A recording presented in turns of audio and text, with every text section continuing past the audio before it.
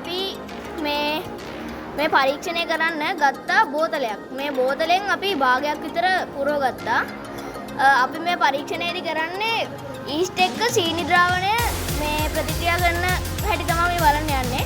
ඊට පස්සේ දැන් මේකට අපි අරන් දාගන්නවා දැන් මේ බෝතලේ.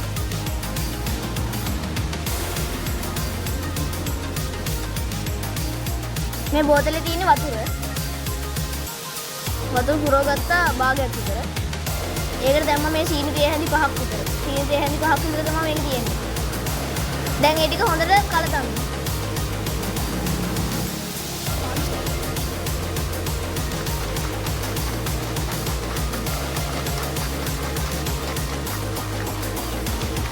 දැන් ඒ ටික හොඳට මිශ්‍ර වුණා. හරි දැන් ඒ ටික හොඳට මිශ්‍ර වුණාට පස්සේ අපි දාගන්නවා ඊස්ට්. මේ තියෙන ඊස්ට්. මේ තියෙන ඊස්ට් මේකෙන් අපි දාගන්න ඕනේ තේ හැඳි 2ක්.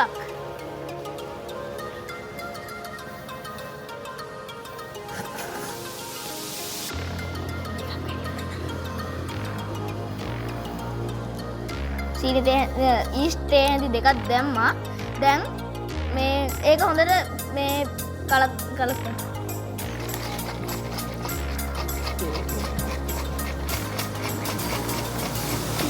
හරි දැන් ඒ ටික හොඳට මිශ්‍ර වුණා. දැන් ටික වෙලාවක් ඒක තියන්න ඕනේ. හරි දැන් ඉතින් මේ පරීක්ෂණයේදී වෙන්නේ මේ ඊස්ට් කියන දිදීරයත් එක්ක සීනි ද්‍රාවණය ප්‍රතික්‍රියා කරනවා. මේ ප්‍රතික්‍රියා කරලා කාබන් ඩයොක්සයිඩ් වායුව නිපදවනවා. අපි ඒක තමයි මේ පරීක්ෂණයෙන් බලන්නේ. දැන් මේක මෙහෙම ටික වෙලාවක් ප්‍රතික්‍රියා කරන්න තියලා ටික වෙලාවකින් බැලුන් එක හයි කරගන්නවා. මේ තියෙන්නේ බැලුන් එක. මෙන්න මේ බැලුන් එක හයි කරනවා.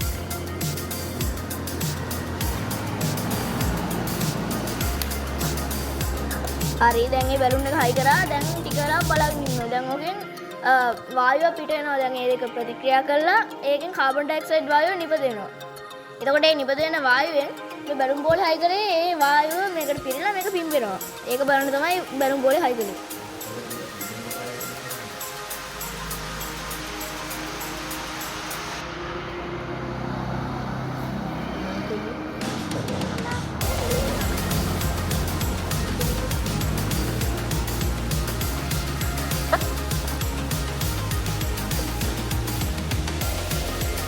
හරි ඒ විදිහට දැන් ඒක කෙලින්ුනේ මේ බැලුම් බෝලේ අස්සර කාබන් ඩයොක්සයිඩ් වායුව පිරීලා.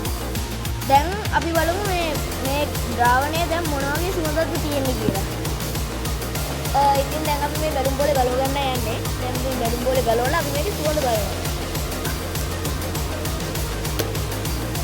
අපි මේක මුලින් බලද්දී නම් මේකේ සුවඳක් තිබුණේ නෑ. හැබැයි දැන් අපි සුවඳ බලන්න යන්නේ බලමු. මධ්‍යසාර ගඳක් එනවා. ඒ කියන්නේ ඒක ප්‍රතික්‍රියා කළා මධ්‍යසාරවත් විදිහට තමයි හැදිලා තියෙන්නේ. මේ මධ්‍යසාර මේ සුවඳ ගඳක් තමයි එන්නේ. මේ අපි පරීක්ෂණය කළා ටික වෙලාවක් බෝතලේ තියලා තිබ්බා.